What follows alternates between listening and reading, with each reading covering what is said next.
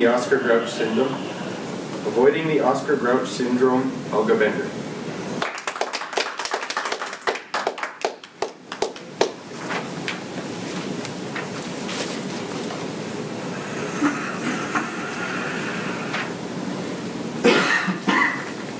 Who remembers Oscar the Grouch from Sesame Street? Anybody? Yes, great.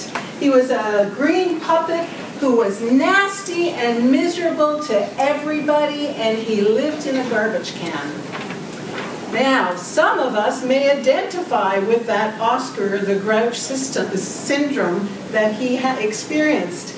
Oscar the Grouch was actually based on a real waiter in New York City who was grumpy to all his customers because he was under stress. And he used to slip into that rude mode of the Oscar the Grouch syndrome whenever he became stressed. And it's easy to do. Today you're going to learn 3 techniques and strategies that anyone can use to avoid that Oscar syndrome and avoid slipping into that grouchy place of stress. So today I'm going to talk about 3 things. Number 1, we're going to talk about using warm water. We're going to talk about using deep breathing, and we're going to talk about using our facial muscles to avoid the Oscar the Grouch syndrome. After a long, stressful day, do you ever feel like you're coming home and you've been living in a garbage can all day, just like Oscar? Well, then you just might benefit from a hot shower. Researcher Dr. Bruce Becker discovered that when we use warm water and get into a hot shower or a hot bath, we calm and balance our nervous system, believe it or not.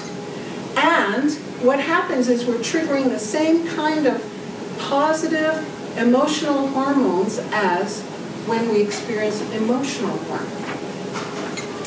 So, he discovered that as part of the attraction behind hot baths, hot springs, and hot tubs. The next time you step into your shower, think of it as a warm liquid hug, just embracing you and relaxing you. So that's number 1, and that takes us to number 2, the deep breathing. Breathing is vital. Just try going without it sometime. And I'm talking about deep breathing, the kind of breathing that meditators, relaxers, law students studying for the bar exams, and even Navy SEALs in combat situations are trained to use. Now let me talk a little bit about the biology behind it. What happens when we are stressed? Somebody? What happens to your breathing? You stop. Hold our breath. It goes a little faster. What happens to our heart rate? Does it go faster or slower? Faster. Faster. What happens to our muscles? Do we tense up or relax? Tense. Good. Well, those are all automatic responses. Our vagus nerve controls our automatic responses, and we can tone and calm our vagus nerve simply by deep breathing. It sends a message through our system that things are okay. We are allowed to relax. We don't have to have a fight or flight response. We can simply relax.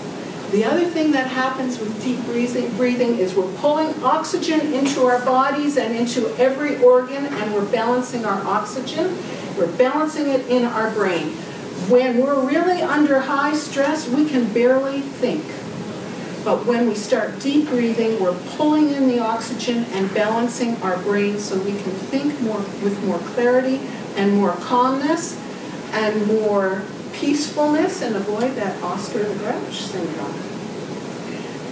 The next thing that happens in our biology is, has anyone seen EEGs or EKGs? Anybody know what they are? A lot of heads are nodding. What they measure is your heart rate and your brain, your heart waves and your brain waves. Heart math research has discovered when we breathe deeply and restfully, we can bring a jagged beta brain wave of stress into a calm place, either into an alpha brainwave or even lower is the delta, the theta brainwave, and then down, sleep is usually your delta brainwave. And where is your creativity and your innovation? It's usually in your low brain waves. And that we know from the wild and crazy dreams that we sometimes have. Have you ever woken up with a solution to a problem you've been thinking about? In fact, history shows that some of our great inventions have come literally because people dreamed them up. The periodic table was dreamt up by a Russian chemist when he saw the entire thing laid out in a dream one night. Amazing things. So that's a little bit about breathing, and I'd like to try it. Meditation breathing is usually a shorter inhale with a pause and then a longer exhale. So let's give that a try. We're going to do it on a count of 4 and then a count of 6. So just take a gentle breath and then we'll get started. And now I'd like you to inhale, 2, 3, 4, hold, exhale, 2, 3, 4, 5, 6. In, 2, 3, 4, hold, exhale, 2, 3, 4, 5, 6. I'm going to show you the box breath. And that is what the Navy SEALs use, and it is a technique to calm them in combat. And it's called that because they use a 4 count for 4 parts. They do an inhale on 4, a hold for 4, an exhale for 4, and then stay exhale for 4. So we're just going to try it quickly.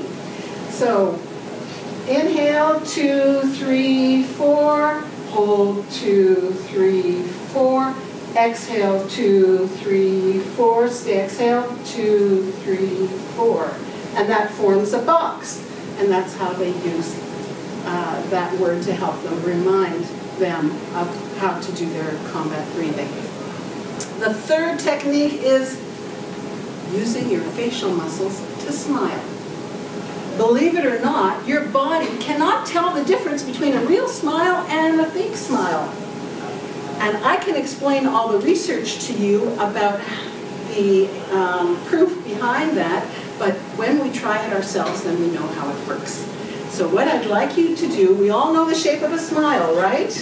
Okay, I'd like you to paste the biggest smile possible on your face. Make the shape, that's right.